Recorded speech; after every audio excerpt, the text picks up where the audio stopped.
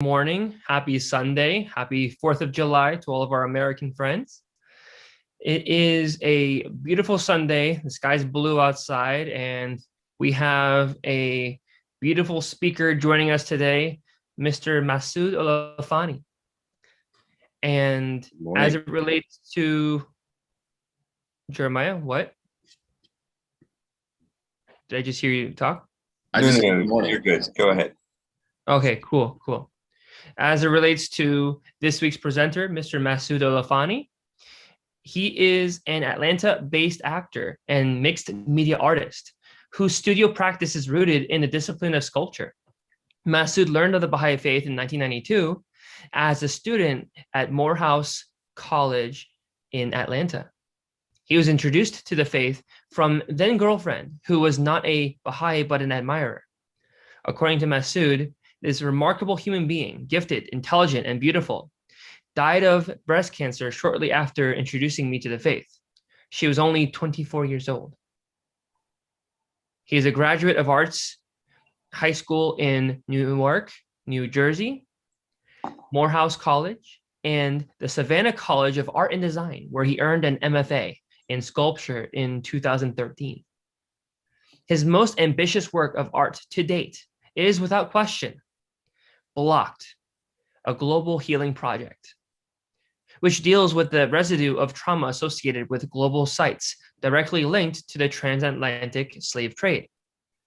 For this project, he traveled throughout the United States, South America, the Caribbean, West and Southeastern Africa, and Europe. His work can be seen on a link we've provided on the clearwaterbaha'is.org website. Feel free to visit.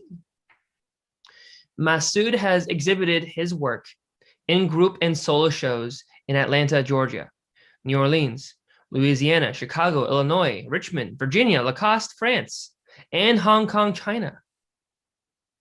The artist has completed residencies at the Vermont Studio Center, SCAD, Alumni Artist in Residence in Savannah, the Hambidge Center for Arts and Sciences in Rabun, Georgia, and Creative Currents in Portobello, Panama. He is a recipient of a 2015 IDEA Capital Grant, a Southwest Airlines Art and Social Engagement Grant, a recipient of the 2015 through 2016 MOCA GA Working Artist Project Grant, and is a member of the 2014-2015 class of the Walthall Fellows. Starting in the fall of 2021, he will be visiting artist fellow at the Emory University in Atlanta, Georgia. Masood has also appeared in numerous television shows and movies. He is the co-anchor for Public Broadcasting, which is a news-based investigative journalism show titled Retro Report, and will be airing nationally in the prime time slot on a weekly basis. He is also a featured actor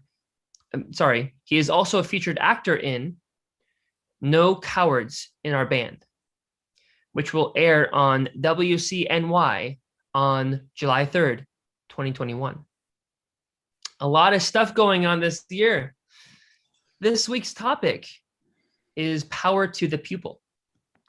Now, this is a nice play on words, as the Baha'i writings has represented I'll just read the introduction. You'll hear it there. Towards a new Black Liberation Theology within the framework of the Baha'i Faith. When I was in grade school, and this is Masood speaking here in the introduction.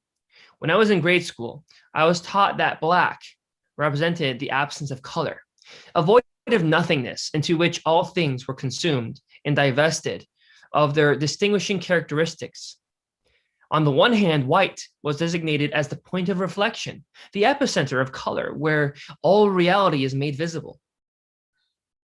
Masood's training, he says, my training in art revealed that the gradations of Black are created by the gradual mixing of all colors, indicating the presence of reality and not its absence.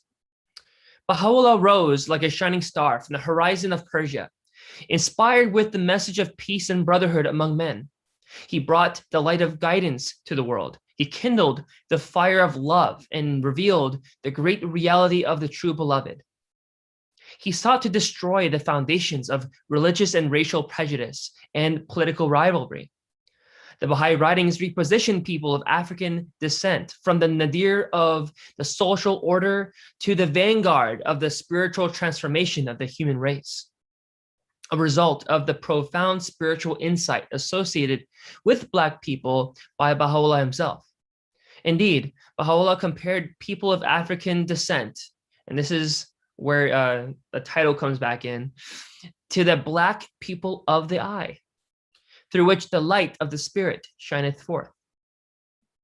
It is this revolutionary spiritual vision, unique in the annals of religious history, that forms the spiritual and conceptual foundation for a new Black liberation theology within the framework of the Baha'i Faith. It embodies the best of the 19th century African-American minister Henry McNeal Turner, who once said, "Lord, have mercy on any race of people who do not believe that they look like God." In the pioneering work of the 20th century theologian James Cone, who coined the term Black Liberation Theology, to link the struggle of Black people with Jesus Christ's concern for the poor and the oppressed.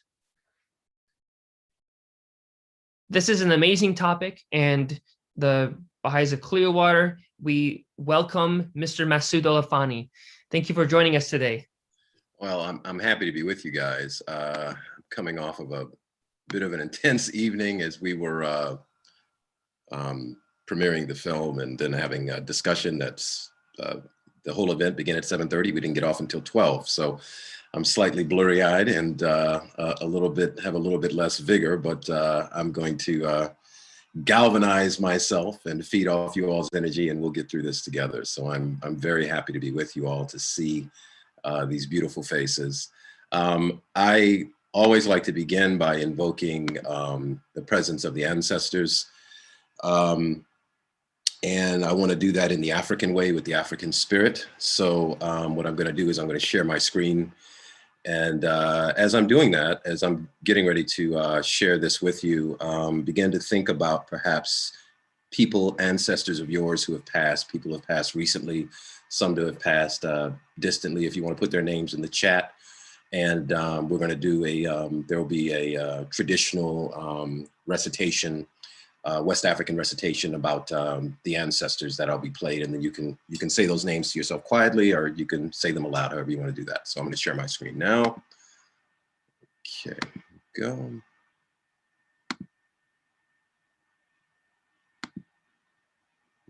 Okay, make sure we got. And somebody just give me a thumbs up if you can hear this.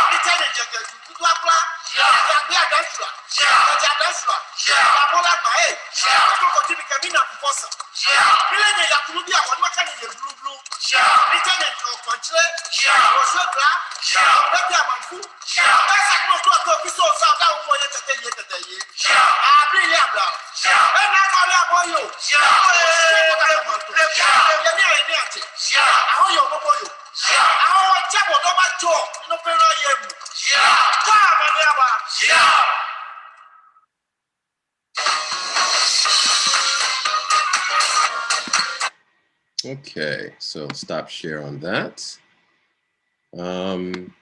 Yeah, so that for me is always a good way to set intention. It's also a reflection of obviously my own African heritage, and something that just allows us to invoke the presence of the ancestors, which I think is really important in doing any of this work that's associated with racial justice, equality, and the oneness of mankind.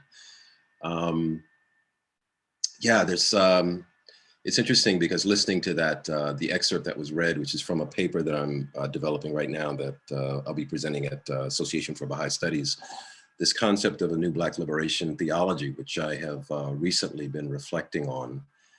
And oh, just for clarification, friends, I'm not on a beach in St. Bart's anywhere. This is actually an illusion behind me.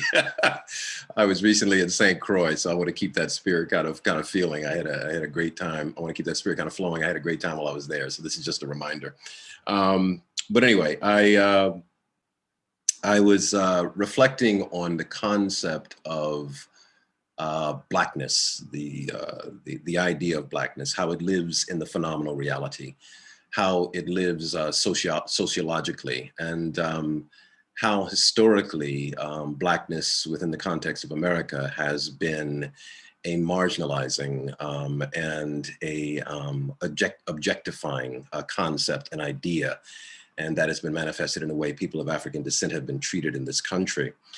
And as I was reflecting on that, I was thinking about how that relates to my understanding of how Blackness exists in the spiritual world and also in the physical world when we look at it objectively. And I found myself reflecting on the inherent contradiction between those two realities, between the way that Blackness is perceived historically within the American experiment, which we know fundamentally has been rooted in division and the dehumanization of certain peoples, and also propaganda of it being an egalitarian and equalizing society, when in actuality it never has been. And I remembered in art school when I was very young, I was in a painting class and I was mixing a palette of colors together. And as I was mixing these colors together, I saw the color begin to transform as these colors blended together. And I saw the spectrum go from light, let's say if I was using yellow, then down to, as I added red, it would go down to brown. And then as I added the other colors, it would eventually wind up into Blackness. And of course, I found that to be, as I was thinking about that, it was something that really stuck out in my mind. There seemed to be something really profound in that simple exercise, which was an art class, instruction for the day in painting, the blending of colors, the mixing of colors. There seemed to be something that was larger in that lesson that had resonance, and in particular could act as a corrective to a misunderstanding about the reality of Blackness. I also thought about how the concept of Blackness, when it's been tethered in sociological movements, has been viewed as with suspicion and also derision. Recent iterations of this, of course, have been the title Black Lives Matter, which in some circles has been viewed as being a politicized idea and also as a marginalizing and a separatist one. I thought about even within the faith community of the Baha'i Faith when we had the Black Men's Gathering, how for some people there was a disquieting discomfort about the notion of Black men coming together and fellowshipping and having a space where we can heal and talk about the issues that we're confronting on a day-to-day basis. I thought about the synonyms for Blackness in Rogette's Thesaurus, where there are dozens upon dozens of synonyms for the word Black, and most of them are ugly and degrading, such words as black cat, black lie, black sheep. And then I also thought about the synonyms for whiteness, most of which are positive and ennobling, such as purity, such as virginal or honest, or all of these connotations that go along with whiteness. A black lie is worse than a white lie. A black cat is the most degenerate member of the family.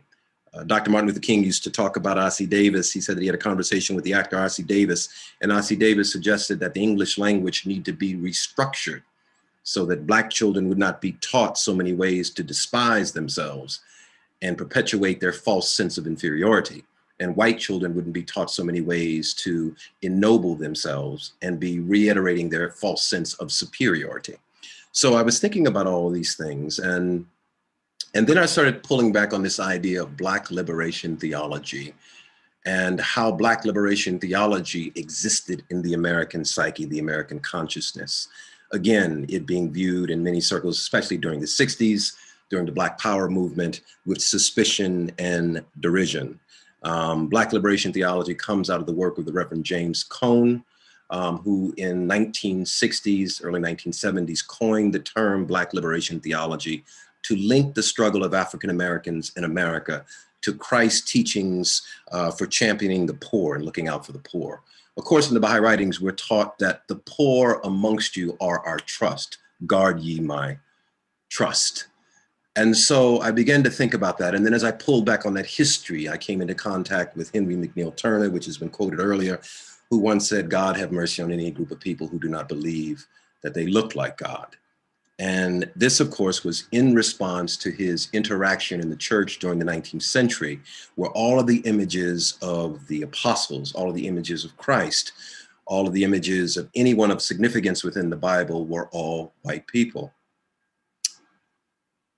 And as I began to reflect on that and Henry McNeal Turner's desire to visibilize, to remove Black people from erasure, to draw them within the context of the church, I began to think about how Bahá'u'llah's revelation is impacting us in terms of diversity, in terms of oneness. How revelation itself, right, is about this disruption of the old social order, about those things that no longer serve us. And it's about a repositioning or an institution of a new reality, a new way of being. I thought about Baha'u'llah's profound teaching about people of African descent as being the pupil of the eye, right? The source of light, the wellspring of light, the faculty of sight and vision takes place in the pupil of the eye. I thought about how, in many ways, Baha'u'llah is disrupting through his teachings, right? This idea of oneness, the earth is one country and mankind are its citizens.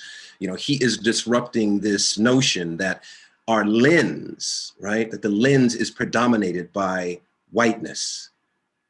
He is disrupting that idea and, you know, and it's essentially is expanding the lens to include all those who have previously been pushed to the margins, who have been marginalized, and saying in this revelation, everybody has a place within the focus of that lens. That whiteness is no more important or less important than these other realities, but all assume a co-equal position. A co-equal position.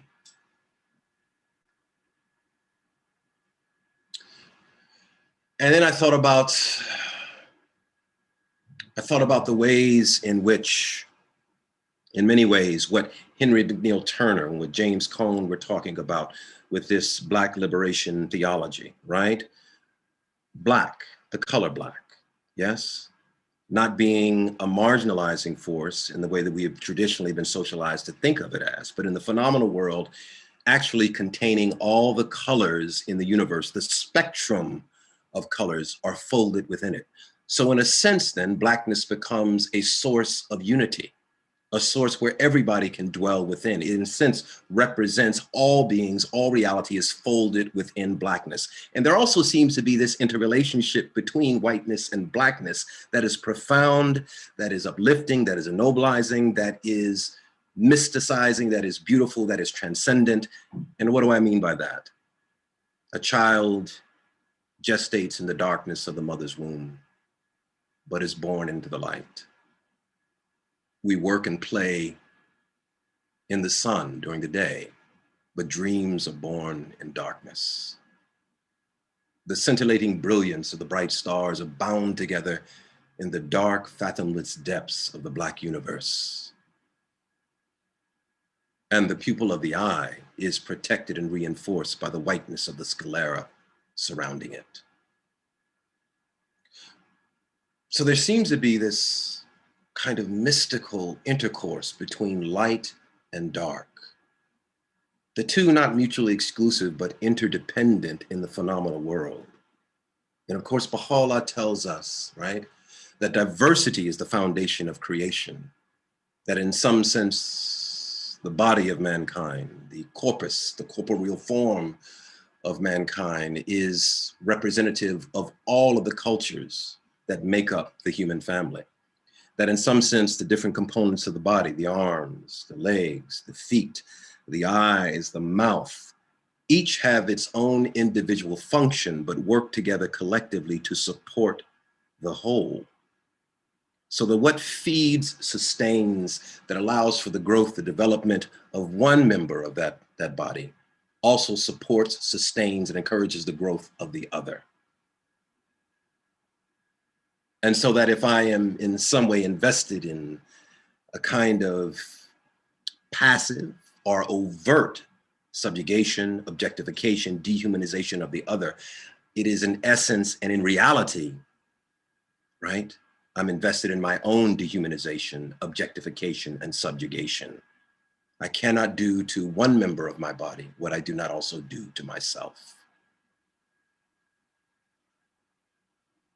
And so this concept of Black liberation theology, Black, again, not being seen as this marginalizing force, but as this unifying force, in essence, representing this interplay between light and dark, how all these colors are folded within it, all achieving a kind of co-equal position within the concept of Blackness.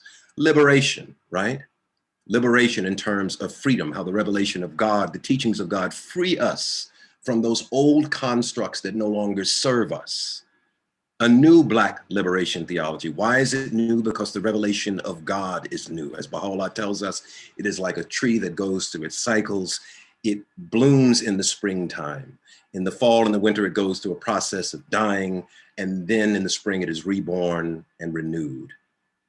This process of rebirth and renewal, new. The revelation is new. Liberation. The teachings of God free us from those old constructs. Black, this unifying force. Theology concerned with the teachings of the revelation, this new Black liberation theology. So when we deconstruct that language, when we look at it objectively, we see that we're not talking about something that's marginalizing, we're talking about something that is empowering, that is unifying, that is edifying, that moves us closer to this reality of our shared oneness and equality.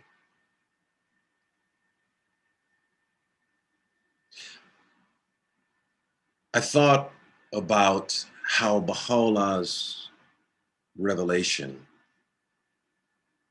gives all of us a new understanding and appreciation for the gifts and contributions of all those that have been previously marginalized. I thought about Baha'u'llah's teachings on the equality of women and men. His example of how if a family has 2 children and because of economically circumscribed resources, they can only afford to educate 1 child, they give preference to the girl because she is the first educator of the next generation. I thought about Baha'u'llah's teachings on, spiritual solutions to social economic problems, how the very rich should not be able to sleep peacefully and comfortably while they know that others outside, just beyond the threshold of their door, are starving and sleeping in corridors on the streets. I thought about, of course, the repositioning of people of African descent, the edification, the upholding, the centering of people of native descent. I thought about this whole concept of universal education for everybody on the planet. I've recently been engaged with bringing to life the life of Frederick Douglass. And part of his life, which is so profound a lot of people don't know of, is that he was present at the first Women's Rights Convention in Seneca Falls, New York. Recently, while I was in New York, I was able to go to Seneca Falls and visit this site. And one of the events that took place, which speaks to this idea of education, of the equality of women and men, was that a bill was introduced demanding the right for women to vote. And the only man that stood up and defended that was Frederick Douglass. And what he said was, in this denial of the right to vote, not merely a great injustice happens, but the degradation and repudiation of one half of the moral and intellectual power of the government of the world. And at the same time, of course, we know that the dawn of the Baha'i Faith is just beginning at this same time in the mid-1800s when Douglas is making this admonition, when he is making this statement and this stance. And here we have Douglas giving voice, echoing the teachings of Bahá'u'lláh, who is proclaiming that women and men are equal in this dispensation.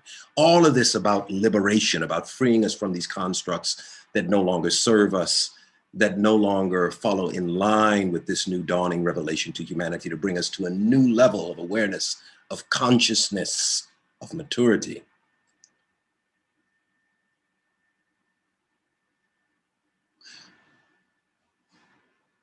I thought about how, as we're looking at the destabilization of the social order, how as we turn on the television set, our senses are assaulted by a fresh and a new example of racial violence, by brutality visited upon black and brown people, following a legacy of brutality. And how the revelation, Baha'u'llah's revelation, breaking that paradigm of objectification and dehumanization, giving us a new vision of the marginalized and objectified, moving people who previously were ascribed to the margins to the center of this spiritually progressive work, taking their place at the forefront of this work. In many ways, this echoing the teachings of His Holiness Christ, who said, the last shall be first, uplifting he who is least among you. That representing liberation, a new kind of liberation. I thought about this idea of the oneness of religion, how it is represented in this faith, in Baha'u'llah's faith, as this continuum of conscious knowledge delivered from the divine imperium given to man at different points in our development, in our history, not separate, not bifurcated, not dissected, but forming one body, one corpus of divine knowledge that continues to move man towards our maturity, our collective understanding, and our upliftment and our development. I thought about how, as I was standing on the shores in St. Croix, learning about my ancestral line, studying the history of my great-grandfather, Ashley Totten, how I stood on those shores, looked out over at the sea and realized that my ancestors were a seafaring people, that we were surrounded on all four sides by the sea, and that in some sense, the Orisha in the Yoruba religious tradition, the Orisha, Yemanya, goddess of the sea, right? How I was a child of Yemanya, and how in this revelation, Baha'u'llah makes space for these other iterations of religious thought, religious teaching, religious experience. That the African spirit in terms of religious expression is respected and upheld, that the indigenous traditions of religious expression are respected and upheld, and that how we do not have to shed that aspect of our being, but can bring it fully into the welcoming embrace of Baha'u'llah's revelation, how there is space for all of that, and how refreshing, how gratifying that is.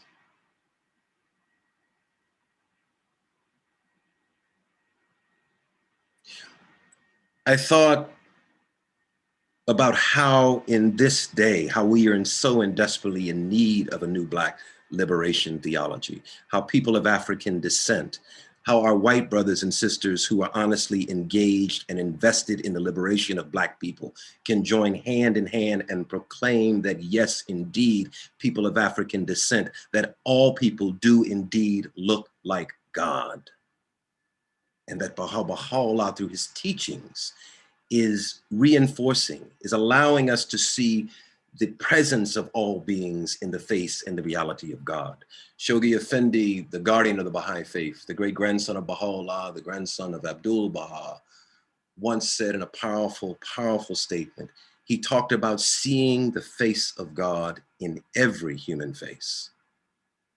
and how we are to enter into our interactions with one another, knowing that they are just not casual interactions or something that should be dismissed. But in actuality, when we are entering into the presence of someone, we are meeting them for the first time, we are stepping into a vast universe, an expression of God's creative singularity expressed through this unique form, and how that is a blessing to be cherished, to be loved, to be appreciated.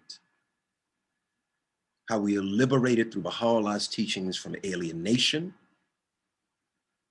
right? We are liberated through Bahá'u'llah's teachings from strife, from backbiting, from criticism.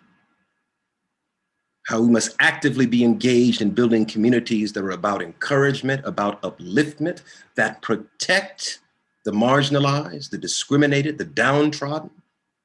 How we lift from the bottom, realizing that as we lift from the bottom, all those above the bottom are also lifted. And how the destiny of those who exist at the margins are inherently tied to my own destiny.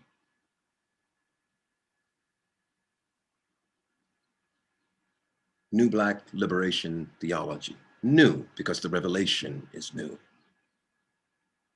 Black, because God has commissioned us all to be concerned about the most marginalized amongst us. And in terms of this reality, and looking at it objectively and honestly, who among us can say that the most marginalized, who among us cannot say that the most marginalized have not been the descendants of the enslaved? God has commissioned us to be concerned with the poor. They are the trust amongst us. Liberation, because God's teachings are about liberating us from those things that historically no longer serve us. We have to move beyond all of those things that degenerate, that dehumanize, that objectify, that no longer about building this new civilization that is coming, that we are told that is inevitable. The great promise being that the reality of our shared oneness predicated on our diversity is not a theoretical supposition or ideological construct, but is a reality of divine creation. It seems to be the way the divine hand works. Diversity, blackness and whiteness, commingled, interrelated, the one leading into the other, the one uplifting and supporting the other, the one who has been historically given privilege, actually creating space for those who have been pushed to the margins. An interdependence, a co-equal positioning within the scope and frame of reality. That is, in essence, the core principle of the Baha'i Faith. That in reality, we are all one. That the beauty of creation is in the difference. That sometimes I like to go down to Sylvia's and get chicken and waffles.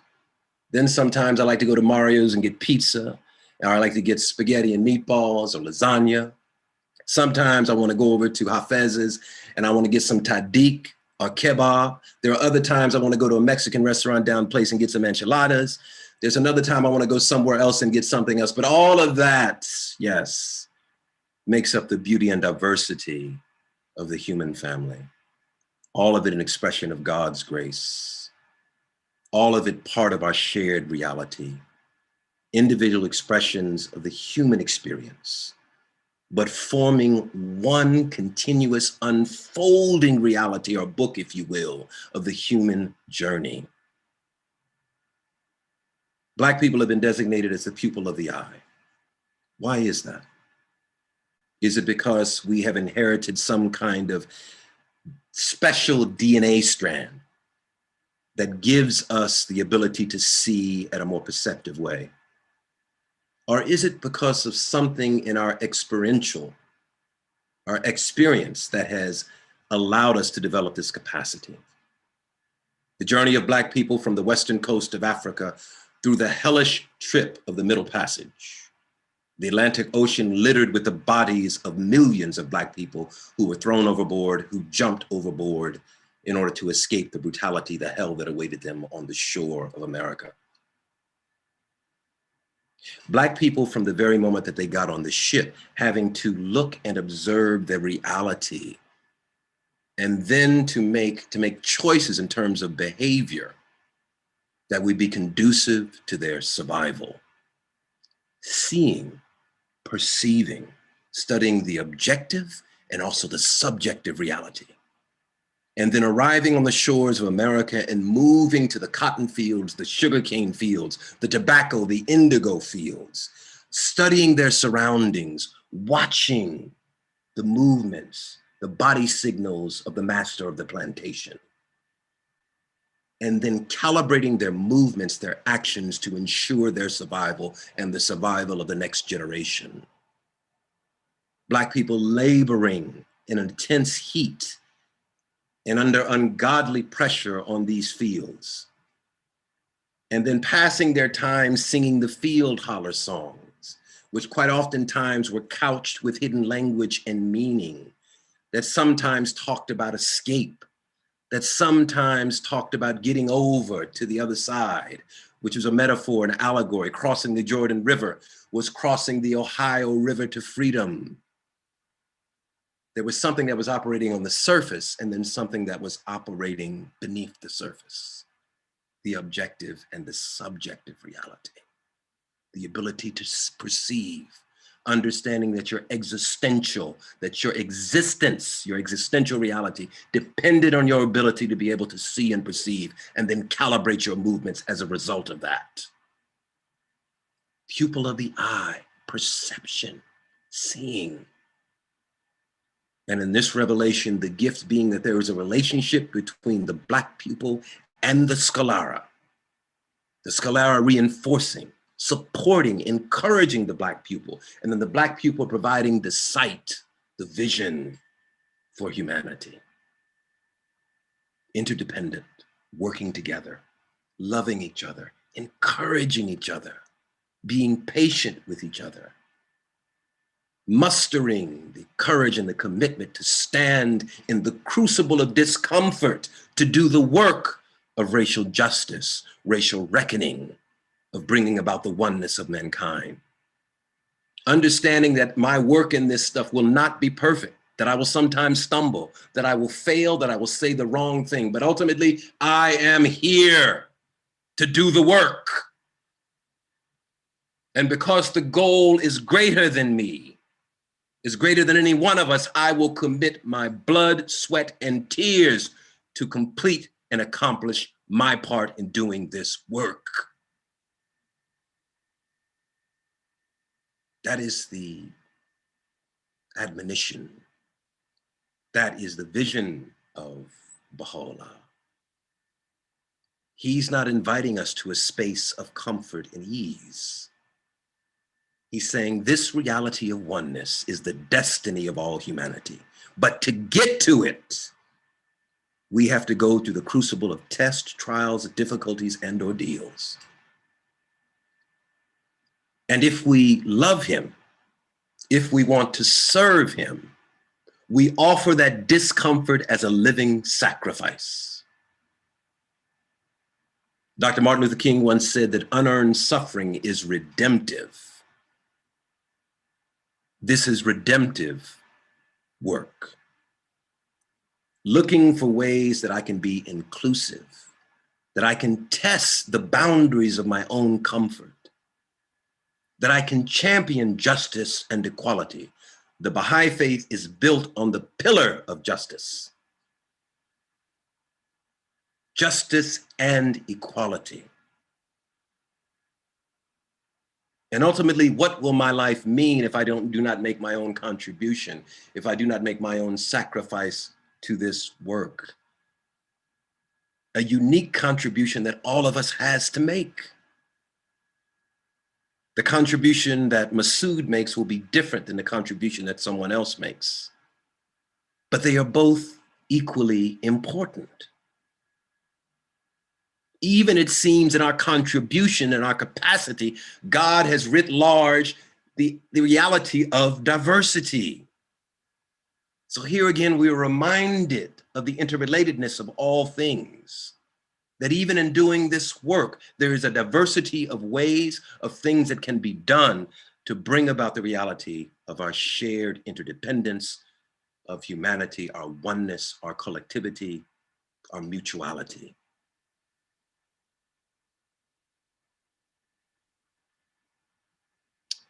So all of these things compel me in everything that I am trying to do in my own unique way. This question of a new Black liberation theology began because I really wanted to delve into this concept of Blackness in the way that it is traditionally lived in the American imagination. And picking through that stuff, I realized that there was a deeper reality that coincided with the revelation of Bahá'u'lláh. In fact, that was inaugurated by the revelation of Bahá'u'lláh. That we no longer need to feel uncomfortable around the term Black, around the concept of Blackness. And I'm talking about my non-Black brothers and sisters. That actually we can look at that concept, that reality, that phenomenal reality, and see ourselves in it. Humanity is diverse, forming a spectrum of pigmentations and cultural expressions. But ultimately, if we trace our roots back far enough, we all come from the dark continent of Africa. In some sense, we are all African. Blackness then is writ large into all of us. And understanding that reality, continuing to unpack and to delve into that, helps me to arrive at this understanding of Blackness again, that is interdependent, that is correlated, that is interrelated with whiteness, and that the two work together to support, encourage, and uphold the dignity and worth of each.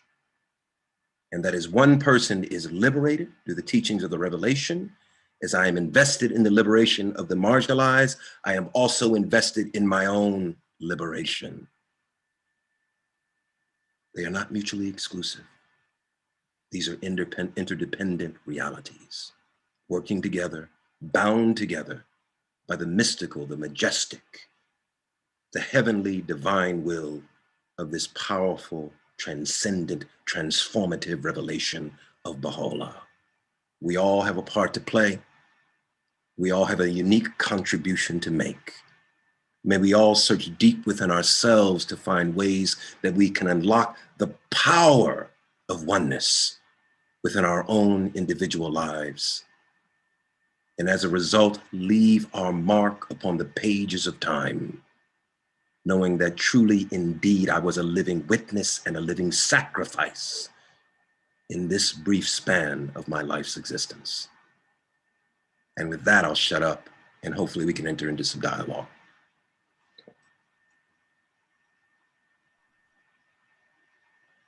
That was beautiful. That was very beautiful.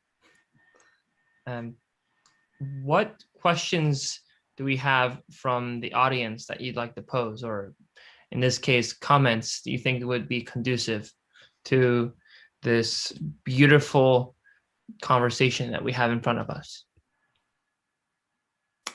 I see in the comments we have from Shamim, in God's eyes, we're all his children, and whosoever's heart is most pure, selfless, and closest to him is most acceptable in God's presence. Skin color is totally irrelevant. Well said, sir. I would add an amendment onto that. I would just add something onto that. I don't want, one of the things that is challenging within the context of the Baha'i Faith is that we read the writings and we read them flatly sometimes. And we don't recognize the complexity of, or the three-dimensionality of the writings. Sure, ultimately, we're all one people. Skin color has, pales in significance to our primary identity, which is spiritual. But we must never forget that there is a sociological reality to skin color. Mm-hmm. And there are sociological consequences to skin color. And we must also never forget the beauty of the diversity of our skin color. And so while we're also recognizing that fundamentally our primary identity is spiritual in nature, that the diversity of our complexion is an expression of God's creative hand, and that those among us who are Black or brown people into the world on a day-to-day basis, having to negotiate a racialized space, and that has very real-world consequences for our sense of well-being and our safety. So those are two coexistent realities that we have to hold at the same time.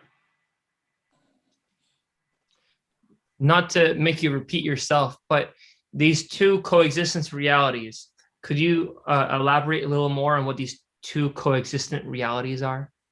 Well, the first, of course, which is our primary identity, which is spiritual. It's why I can look on this screen, as I've done in many spaces, and recognize members of my family. We're all one human family. The fact is that we all, the soul that exists within us comes from the one God. So that is the transcendent strand of spiritual DNA that is locked within all of us, right? And exists outside of all of us as it also exists within all of us. So that's the primary reality. But also existent at the same time is this sociological reality that affects the material safety of Black and brown people. And the historical narrative has been that Black and brown people are not safe quite oftentimes in public space. This is not conjecture. This is not superstition.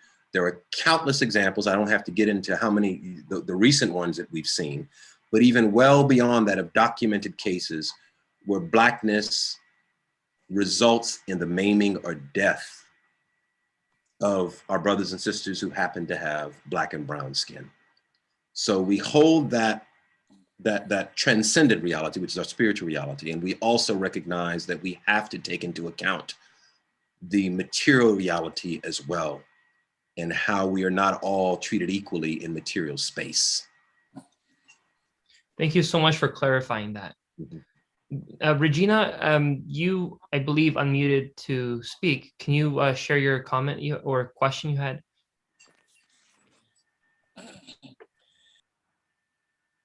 I'm sorry. Yes, your presentation was brilliant and very moving. When you mentioned DNA, I thought about a colleague who is a biotechnologist, and she had been doing research on melanin, and its influence, powers, what have you. And that there's mainstream research on it in an attempt to transpose it to other groups. And I also wanted to mention that I saw a letter Ruhia Khanum had written where she said when she was in the United States, when she interacted with the Black Americans, she thought they showed increased spiritual capacity because of their suffering. However, when she visited Africa, she realized that that is who these people are. Would you speak to that? Yeah. I love Ruhia Khanum because for so many reasons, but I love her honesty. I love her truth-telling.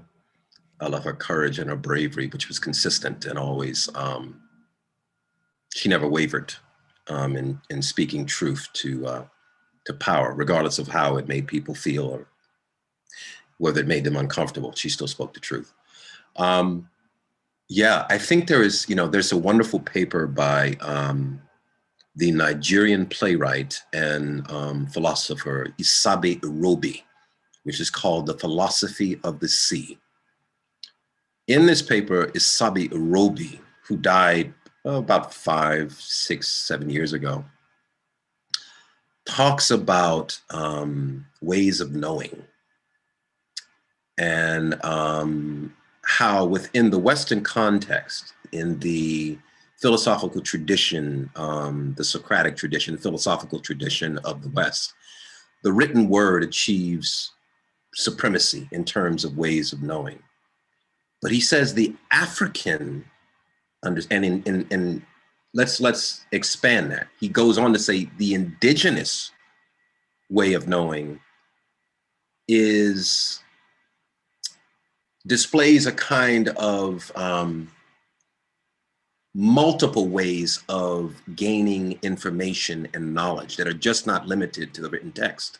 The written text is only one of many co-equal ways of knowing, which includes spiritual realities, which includes sonorific realities through the ear, which includes gastronomic realities or philosophies through taste, through the spices that are used in food, which includes, the kinesthetic or the movement of the body, how knowledge is passed through the movement of the body, how historiographies can be expressed through the movement of the body.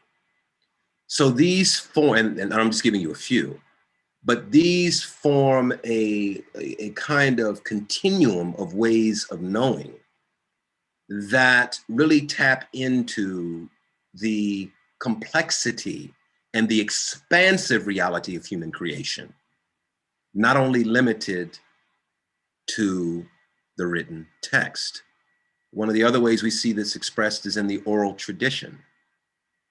How historians, they'll go and they'll look, historically, back in the day, they used to doubt the relevancy of historical, of historic narratives of the oral tradition, which of course has its roots in indigenous populations and African populations. But what they have found when they did the research, that the oral tradition is as accurate as, the investigation that they make as historians when they gather the data. So there is something about, the way, unfortunately, that we have done in the West in terms of bifurcating, in terms of segregating, in terms of bracketing our ways of knowing, which really cuts us off from the deep wealth, the deep endowment that God has placed in us in terms of knowing our reality. And I think what Ruhiyyah Hanoun, I'm speculating because I wasn't on this trip, but what she probably tapped into, I would imagine, is that after that expansive African way of seeing reality, which included all of these ways of knowing. And that didn't get cut off from us when we entered the belly of the slave ship. We brought that with us. One of the most powerful ways that was expressed was through the drum. You had all different cultural groups, so many different cultural groups in the belly of the African ship. You had Fulanis, you had Mandinka, you had, Igbos, you had a variety of different cultural groups who spoke different languages, but they communicated through the drum across vast distances and plantations in the West. And when the owners of the plantation realized that there was communication going on through the drum, they took the drum. So what did the African do? He took the field holler songs and the spirituals and encoded them with messages, with hidden messages. This is the brilliance, right, of a people who have been historically objectified, commodified, dehumanized. We have dismissed the brilliance that they bring to the human family. The whole time they're expressing their brilliance, finding creative ways to survive, indeed to thrive in certain circumstances, even beyond the profound oppression that they were living under. And I think our dear beloved Ruhiyyah Hanoun must have been able, with her profound insight, to tap into that when she traveled to the west coast of Africa. And because that sister had a flow about her and a kind of spirit that she brought to the table, she was like, yo, I know what this is. I know what this is. And I made a mistake before. I see that what's over there came from here. You see? And I think if all of us can open ourselves to that, we will find that our interrelatedness is expressed in these profound ways that we didn't previously imagine. And it also opens us to new ways of knowing that because of the Western educational system, we've been cut off from.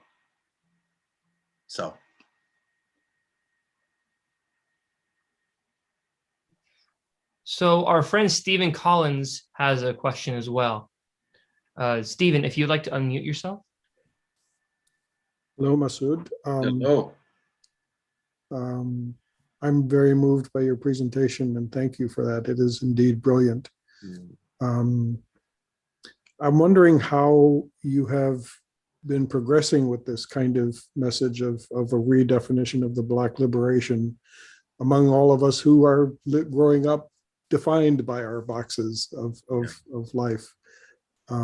Has the message been getting deeper? Has it been easier to be heard? Have you heard echoes coming back? Has it gotten better? Are you hearing easier reflections of it? Or is it still talking to the dead trees and the burned forests and the buried lands? Thank you, brother, for that question, Brother Stephen. I appreciate you so much. I think there are different responses from different people. I think if you read something on the surface and you don't spend enough time with it to reflect on some of the deeper meanings that are encoded within an idea, we can form judgments without giving our spirit, our full consciousness time, the grace of time and reflection to uncover what those deeper meanings are.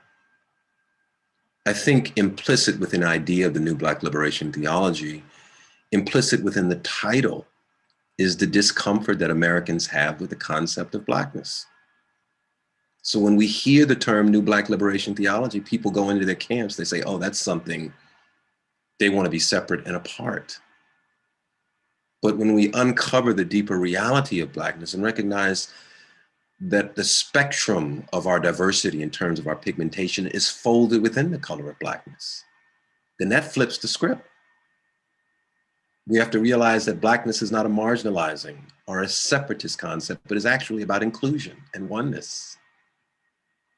And so hopefully the people that are engaging around this subject, and people arrive at what other conclusions they want to, but what I would encourage anybody who, and as I am doing the work of unpacking this stuff, is that each person should allow themselves the prayerful, thoughtful consideration to look into and investigate these things, and then hopefully to gain a deeper awareness and understanding of not only where I'm coming from, because it's not about Masood, but what I'm really trying to draw from are the teachings of Bahá'u'lláh and apply that within the context of Blackness, right? So it's an ongoing process, it's organic, brother, and I think that's kind of where we are, with it. Yeah, thank you. So we got a question from, or hand raised, Joan McGovern. Mm-hmm. Hi, Joan. Hi, Masood. Good to see you. Good to hear you. Good to hear you. Thank you, darling. I'm amused and confused and notice how white people are so confused by their own status. Physically they love the sun, they love the summer, they want their skin darker. They go to tanning beds, they work on getting they buy ointments to put on their body to darken their skin. Mm-hmm. But they emotionally, they don't want to be treated like Black people. Mm-hmm. They don't want to know about what happens to Black people. Yeah. Recently, the books that are out have educated us due to the violence in our society right now. Mm-hmm. We're starting to learn about all these things in our history that we knew nothing about. Yeah. We didn't know about all these things that happened, and white people are getting an awakening now that they haven't had in the past. Yes. I think a lot of them are grateful for that. Yeah. Yeah. Can you speak to that a little bit? I think your comment brings up this idea of fetishizing, and I think there is an historic ongoing fascination with people of African descent for facets of our cultural expression, be that musical, be that usually it's associated with performative. The performative nature of our cultural expression. Also fashion, perhaps the way we dance and move as well. And there has been an historical appropriation of those aspects of ourselves that are acceptable by the dominant culture. I think to love somebody, and this is what the faith is asking us to do, right? We're supposed to be a family. A family. Ooh, that's deep when you think about it. Because I've got family members, there are aspects of things they do that I really like, and there's some other stuff that I have a hard time vibing with, but that's my family. And so I have to accept the three-dimensionality of their being. Oftentimes what you will find is people who will give public lip service to the idea of oneness, but don't seem to have the stomach to have the difficult conversations, to bear witness to the suffering, the challenges, the difficulties of being Black and brown, and even further extent, Black, brown, and female in this society. And I think if we're going to be a family, you know, love is not predicated on perfect understanding. I don't have to understand everything about a woman's experience to express my support, love, and encouragement for women as they maneuver through life's journey, knowing the difficulties, the patriarchy that they face. And in the same way, I think as we look across our human family and those who have been subject to multi-generational trauma, we have to recognize that, yes, they are strong. They would not be here if they were not strong, if they not draw on reserves of mental, spiritual, and emotional strength to get by. But they're also wounded. They're also suffering. And while we laud and applaud their strength, we must also recognize that the suffering is a natural outgrowth of the experience. And it's not something to be diminished or dismissed, but it is something to be entered into with our brothers and sisters to help them bear that burden. And even to say, I might not fully understand, but I'm here with you. I love you. And hopefully my witness, my presence will be a testimony and a demonstration of that love. And quite oftentimes, all people need is someone loving enough, determined enough, empathetic enough, compassionate enough to just be there. So does that get at it, Joan? I don't know. Yes. And you didn't go into interracial marriage as a way of helping us integrate and unite as a community. That will happen more and more and more in the future. Absolutely. And we have to be in the forefront of that. Absolutely. Guys have to be trained, I guess, as children to know everybody out there is part of our family. And your choice for marriage might be somebody quite different than yourself. Absolutely. Absolutely. Thank you for that, Joan. It's such an important point. Such an important point. Thank you. So many important points brought up today. So there are a lot of opportunities to ask questions. I see some people have posted their comments to everybody. Trying to see, Shamim, did you want to voice one of the comments you left? I mean, sure, if you want me to extrapolate, I don't mind. All right. Well, my thing is with the whole, like spirituality, I agree with Joan, I think a lot of people, Baha'is, non-Baha'is, and I don't want to discriminate or, whatever, but, definitely retraining the mind, because, I'm a historian by training. Now I do security. I've been doing armed security for four years or so now, but I graduated from the University of Oklahoma with a bachelor's in history, and my minor was Middle Eastern Studies and Economics. So this is, Masood is preaching to the choir. This is right up my alley.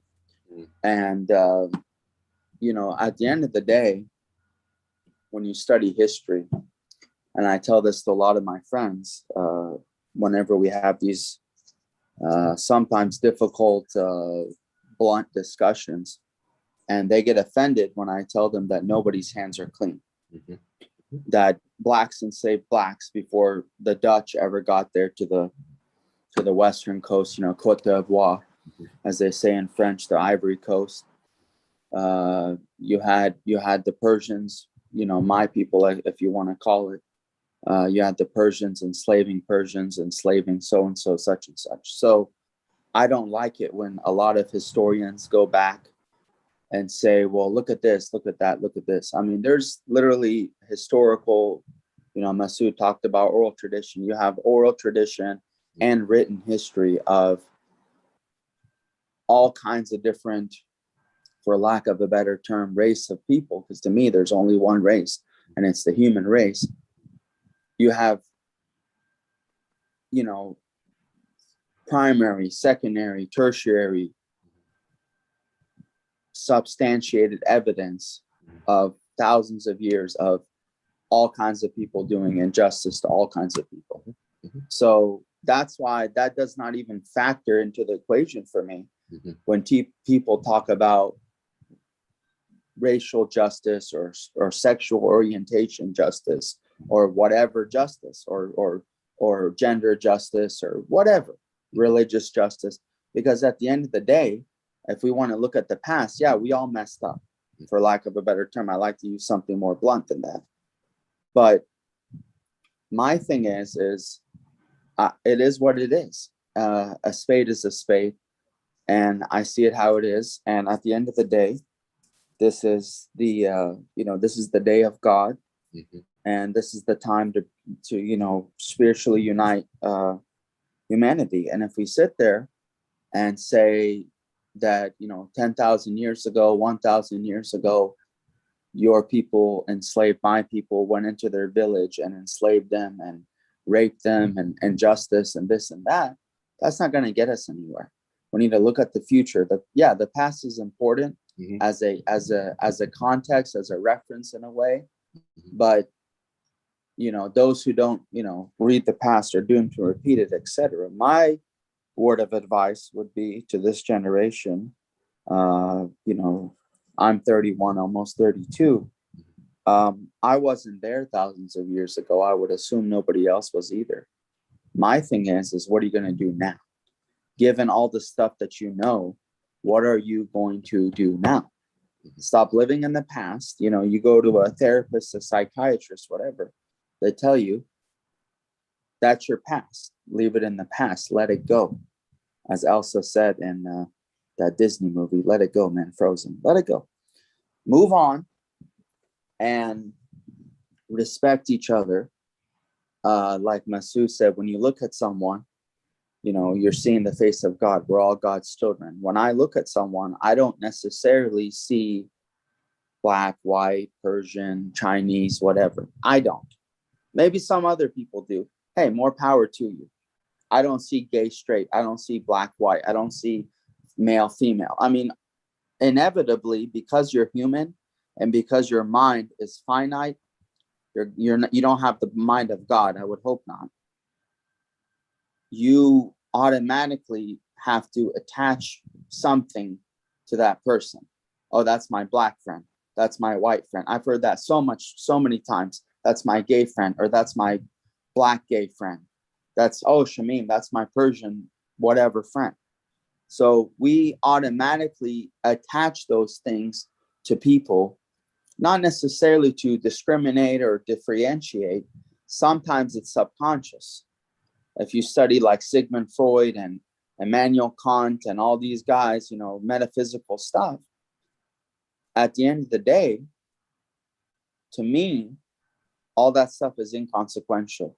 It doesn't lead us anywhere. If anything, when I hear people saying, you know, that's my black friend, that's my white friend, in a way, I'm like, oh, okay, that's like talk like they used to do 100 years ago. That's like, to me, that's just, it's irrelevant, it's trivial. So that's just my thing. I don't want to talk and talk, but I could talk about this all day with Masood, really with anybody. This is up my alley. This is preaching to the choir. And at the end of the day, if you want to unite the human race, I mean, I'm not going to sit there and say the Baha'i Faith is the only way, but it's like you go to a physician and you say, my back hurts, and the physician says, drink some green tea. I'm sure you've heard that from the Persians. Oh, you got an ailment? Just try tea. That doesn't work. You have to, maybe you need surgery. Maybe your nerves are messed up. Maybe you have a chemical imbalance in your brain like I do. I'm bipolar. I take medication for it. Mm-hmm. I can't take Advil or Tylenol. That's not going to help my bipolar disorder. That's not going to help the chemical melatonin, serotonin, oxytocin, norepinephrine, etc. All those fancy science words. And the skin pigmentation thing, to me, science helps too. Religion, sure. But, Baha'i Faith, we say that religion and science are in harmony. So if you believe in the religious aspect, then you have to believe in the scientific aspect. Science tells us that in Africa, it's, excuse my language, it's bloody hot. It is bloody hot. Especially the closer you get to the equator, it's going to get hotter and hotter. Okay, we don't believe in a physical hell in the Baha'i Faith, but I'm sure there are parts of the earth where people are like, oh, it's getting close to there. Mm-hmm. So, it would make sense that people would have darker pigmentation when they get more sunlight. Mm-hmm. And over thousands of years, the same people reproducing with the same people, because thousands of years ago, there wasn't really interracial marriage. The whites married the whites, the blacks married the blacks, the Persians married the Persians, the Chinese married the Chinese. You didn't have a Chinese guy going and marrying a black woman going and marrying a white man, whatever. I mean, back then that was like unheard of. You had the first interracial marriage in the Baha'i Faith. I forgot the woman's name, but Mr. Louis Gregory, who was an amazing human being, a great Baha'i, a hand of the cause. If I'm not mistaken, a heck of a lawyer. You can read his story and you can cry and cry all day because it's so beautiful. But what I'm trying to say is, because we haven't had interracial marriage, because people have been compartmentalized in different regions of the globe and stayed in their own geographic, locality, because back then you couldn't travel. There was no airplanes. There was no whatever. There wasn't even bicycles. So how are you going to have a guy from the part that was where the Ashanti tribe was, and the Igbos and the Hutus and the Tutsi and all this other stuff? How are you going to have him? What, he's going to walk thousands of miles to China to marry some Chinese woman? Mm. So the scientific aspect has to come into place too.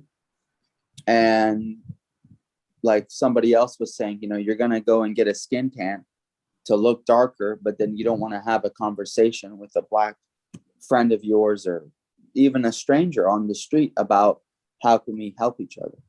So thank you, Brother Shamin. I think you made some good points. There's a couple of things that I've encouraged, not just you, but all of us, to really have our default perception or perspective on the race issue grounded in the writings. And what I mean by that is, if we look at the advent of divine justice and also the history of our faith in terms of Bahá'u'lláh, the Guardian, they never shy away from talking about America's most vital and challenging issue, which is racism. And they talk about, as the Guardian says, the slow healing wounds of the Black community. Well, what does the Guardian mean? He's talking about that multi-generational trauma, which continues to affect and impact the Black community, which is about our past. So I think it's, I hear you, there's this urgency, this desire to want to move into, to just, really just move into this, the reality of oneness and unity. But there has to be some triage, some treating of those slow healing wounds in order for us to get there. And that begins with a hard look, a reckoning with those parts of ourselves as an American society, as Westerners, with the complexity of our past, and not shying away from how some of those realities that existed in the past are also impacting and influencing the present. So those two things are not mutually exclusive, they're interdependent. I think we also have to be careful about, Brother Shamin, I would encourage I encourage everyone to always see color. Color is a beautiful thing. It's not a marginalizing thing is the way it's been treated in the past. It's been used to marginalize and objectify. But in reality, this diversity is how God creates us. So to be able to look at somebody and say, man, that is a beautiful Chinese woman, or a beautiful Asian woman, or a beautiful Latino, that is a beautiful African man or a beautiful African woman. That's just an acknowledgement of the beauty of diversity. There's nothing wrong with that. And Bahá'u'lláh tells us there's nothing wrong with that. So, and part of seeing that color, if we don't see the color of another individual, it becomes problematic because we're not seeing part of that individual, that person, an essential element that makes up that person, which is the color of their skin. The challenge, of course, is not to make it a cause for separation, for dehumanization and objectification, but to see it as an expression of God's creative and diverse hand. So thank you for those points you made, brother. I appreciate you, man. I can see you really reflecting and thinking about this, and I just appreciate your thoughts. Thank you. Anyone else? Yes, we got one question or comment from Pamela, and then after that we have Alex. Before we do that, I want to point out Baha'i Faith teaches unity and diversity. We're to exemplify this diversity that we have and utilize it together as one whole, not to put one diverse element above another, but to glory in this diversity we all share. And there's a lot of quotes in the writings actually about that. We can hopefully source during this presentation. Hopefully we'll, if I can, with Jeremiah bring it up, I'll point them out because it'd be very valuable for all of you here, if you can wait. Pamela, please. Hi. So in the liberation won't happen for America, I feel, unless that we address eugenics. With eugenics, it divides, and Americans' history and the genocide come starting with like Charles Darwin, Margaret Sanger, and it's like a religion. So could you speak on how you, or if you are aware of what eugenics are and America's history?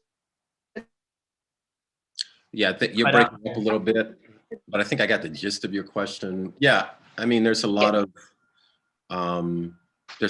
racist practices within science historically. I just recently read an article about psychiatry in the New York Times, which talks about the fact that there are only 2% of psychiatrists are people of African descent, which of course becomes extremely problematic when you have people who are traumatized from the Black community and they want to speak to someone who understands that reality firsthand. Doesn't mean that other people from other cultural groups can't be understanding and bear witness to that, but they really want to talk to somebody who has their own firsthand experience with that. And it's very difficult when you only have 2% of that population that is African-American or from the African diaspora. And that article goes further on to talk about how anger was viewed in the context of Black people. Anger present in Black men specifically was viewed as a psychological malady, where similar expressions of anger in white people was not treated with suspicion. And so it has made the practice of psychiatry in the Black community highly suspicious when it comes to Black medical students choosing their profession, Black people seeking counseling and help. That's just one example of how science has historically been racialized and used to, objectify and dehumanize other people. Of course, we can go further than that. There are countless examples of the experiments that were done on Black women by the physician from New York, whose statue was just recently torn down, who used a number of enslaved women to perform experiments and tests on pain, the tolerance of the human body for pain without anesthesia. We can go on. There's a number of examples. The revelation of Bahá'u'lláh really is about flushing all of this stuff out. it really is about building a new world, a new way of being that gets at the heart of racism and of prejudice, and cleanses the heart of those spiritual maladies, so that while we're doing that work, while the teachings of Bahá'u'lláh are beginning to exert a greater and greater influence on humanity, that these systems, these ways of being, begin to crumble under the weight of their own inadequacy and inability to address the challenges that we're faced with today. So that process of cleaning out all of these spaces that have been poisoned by racism is going to take time. That's not a comforting thought, particularly to people who have endured so much. However, that is, we're assured that ultimately the oneness of humanity will be established as a living, breathing reality in our society. We just have to make our contribution and do the work, whether that's in spaces of science, whether that's in spaces of commerce and business, whether that's in spaces of law, of artistry, of creativity. All of those spaces will be impacted and are being impacted by this revelation. And it's going to take time to draw that poison out of the wound, and then to heal that wound, to expose it to the light of truth and to heal it. But that day is ultimately, we are assured, is coming. So before we go to the next question from Alex, there is a beautiful quote from Abdul Baha. Consider the flowers of a garden. Though differing in kind, color, form, and shape, yet inasmuch as they are refreshed by the waters of one spring, revived by the breath of one wind, invigorated by the rays of one sun, this diversity increaseth their charm and addeth unto their beauty. How unpleasing to the eye if all the flowers and plants, the leaves and blossoms, the fruit, the branches, and the trees of that garden were all of the same shape and color. Diversity of hues, form, and shape enricheth and adorneth the garden, and heighteneth the effect thereof. In like manner, when diverse shades of thought, temperament, and character are brought together under the power and influence of one central agency, the beauty and glory of human perfection will be revealed and made manifest. So, Alex, if you could please ask your question or your comment. Thank you so much, Mr. Olufani. This is, as usual, very enlightening. I'm greeting you from northern Norway, 100 kilometers north of the Arctic Circle. I'm jealous. I'm jealous. Oh, yes. Look, it's very honored to be part of this discussion, because Shoghi Effendi has brought us to the table. Beloved guardian of the Baha'i Faith, not least His Holiness Abdul Baha. Well, I'm trying to draw parallels and seeing where humanity is in relation to East and West, and men, women, and and where this is, of course, we know. So this is the most challenging issue. Is there any other issue in the United States? Well, there are, but obviously, until you make this the issue, forget it. None of the others will get anywhere and make any real progress. My question actually is about what, well, I'm looking at the East-West, how Abdul Baha, His Holiness Abdul Baha, says that the East must give their knowledge and scientific knowledge to the East, and the East in turn must give their spiritual insight to the West. And I'm thinking, what is it that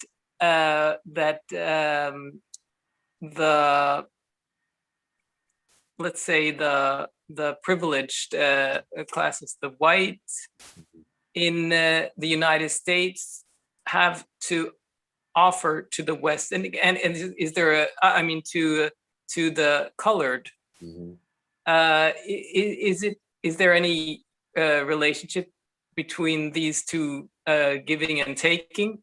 And just final comment, it's clear that looking at my own experience, I found the faith 31 years ago here, and I had to travel the world. I went to Honduras and been to different countries. I stayed there, and I was really humiliated myself by being confronted by my own prejudices, which was my goal, actually. Mm-hmm. But I was really humiliated. It was a life-changing experience, and no doubt, I'm afraid it will have to happen in the United States to forgive me. Thank you again. Yeah, thanks, Brother Alex. I appreciate you, man. Man, I really envy your view, brother. It looks beautiful out there beyond the window. Culture, this is the beautiful thing about, I think, Bahá'u'lláh really making oneness the pivot around which his revelation turns and the central hub of the wheel of his principles, really is, with his brilliant, otherworldly, godly insight, was able to see that all the cultures of humanity, all the different, the spectrum of colors, we need each other. We need each other to learn and to grow from the different experiences of cultures that we are unfamiliar with. There are ways of being, ways of knowing that we can learn and appreciate from communities from all over the world. The beautiful thing about the faith, of course, it makes space for all of these expressions, these cultural expressions, as long as they don't have an inherent contradiction with the spirit of the teachings of the faith. So I certainly think there are things that that all these cultural groups give and also receive from one another. This constant, kind of this oscillation. I view kind of like the interaction of cultural groups, I think in the sense that it is supposed to work within the context of the revelation as being like the ebb and flow of the sea. The waves come in and then they go out again. They come back in and then they go out again. So there's this constant give and take, this learning, this offering, this receiving that should happen really organically between cultural groups and should be welcomed as an expression of diversity and also of growth and development. I've seen within the context of Baha'i Faith, I've seen all manner of cultural oddities that when I first encountered them, I was like, what is this? And now I look back on it, I'm like, how extraordinary is this? I've seen Persian friends who pioneered to Brazil and who can samba, who can speak Portuguese with any of the Brazilians, who their expressiveness in terms of the Brazilian culture is natural. It's not an affectation. And yet they also still have aspects of their Iranian culture, which are beautiful as well.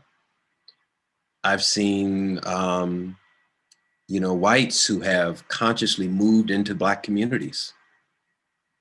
And when they sit at the table with Black folks, there is an ease and a comfort there that feels familiar and like a family coming together across cultural lines. I've seen African Americans go to reservations, native reservations, and really fall into the expressiveness of the native drum. And it triggers something in our own memory about the African drum. And we learn the ways and we're welcomed into the culture. And there's this intermingling of the Black and the indigenous culture. And out of that mix, you get something that is unexpected and beautiful, that incorporates both cultures. So I think there's incredible hope and beauty and visions of the future that is to come in these examples and the many others that I don't have time to cite. So, yeah. Thank you. Bless you. Thank you so much. It's very appreciated. there is, I'm trying to pull it up. I pulled it up on my phone. There is a quote that I think we can close out on that is very appropriate for today's talk.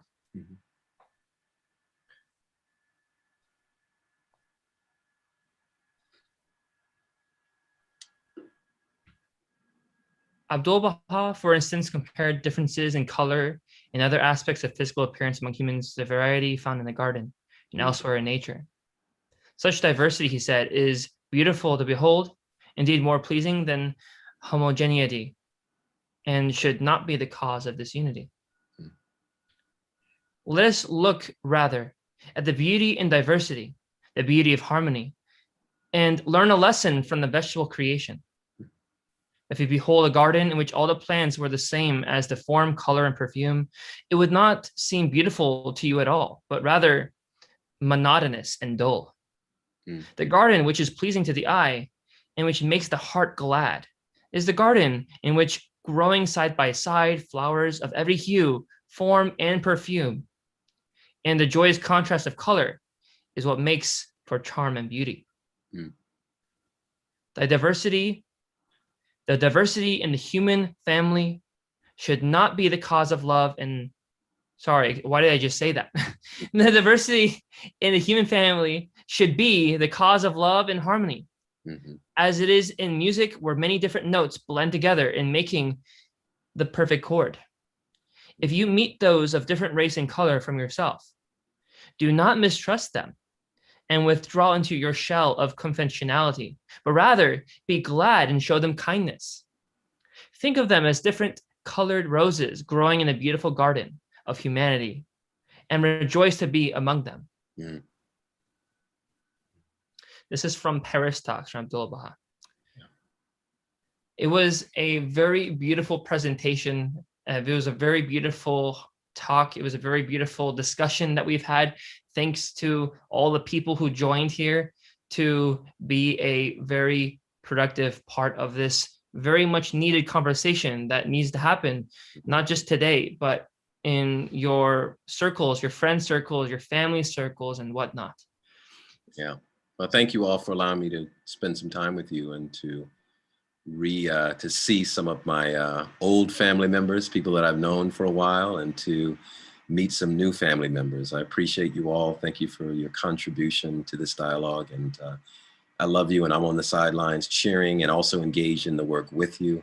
Let's join arm in arm and make our contribution. Love you all. Love you all so much. Love you all. Have a beautiful Sunday. Thank you.